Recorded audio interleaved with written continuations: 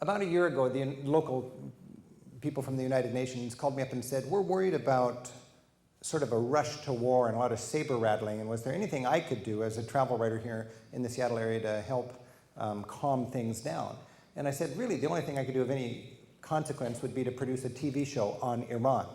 And I said, I'm too busy to spearhead this, but I said, if you guys can get me the permission, I will get my crew together, we'll go over there and produce an hour show and get it run on public television. And it's complicated when you're trying to get permission to go to Iran as an individual.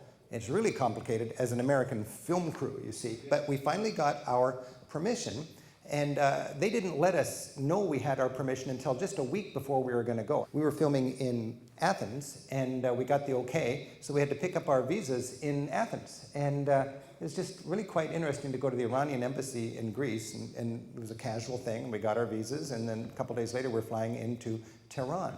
Now, when we went there, we didn't have a script. I had not been there since I was a kid.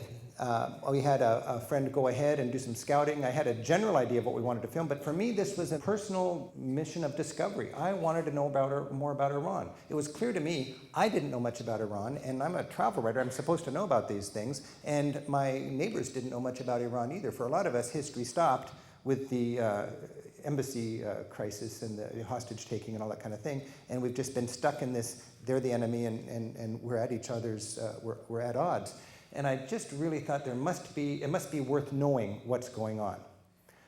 I was nervous before I went. We almost left our big camera in Athens and took our little camera with us. I charged up all my batteries because I didn't even know how easy it would be to charge things in Iran. I heard there was no credit cards. You had to just bring cash with you.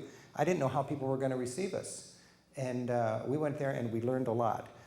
It really bothers me that I believe fear is being used against us in our society.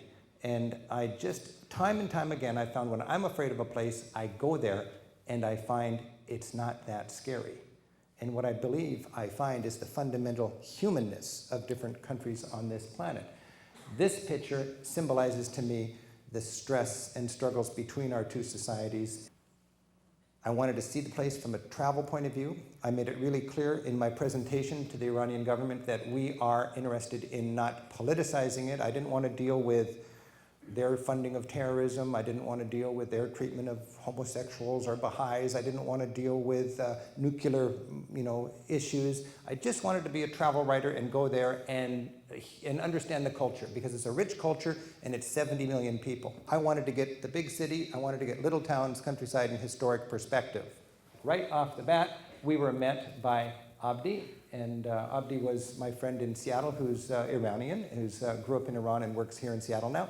And he was my assurance that I wasn't being duped. I wanted a guy who was savvy with the local scene that wasn't working for the Iranian government. And then we had our minder, Syed.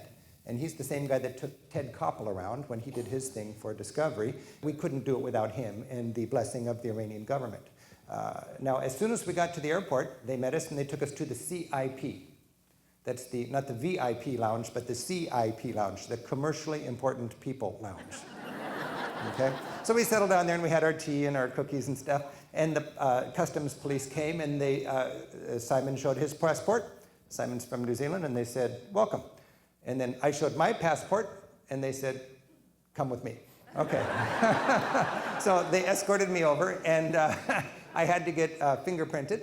And I think there's my fingerprints there. I've never been fingerprinted before. When it comes to fingerprints, when they come here, if they're going to get in, they're going to get fingerprinted. So they're going to fingerprint us when we get there.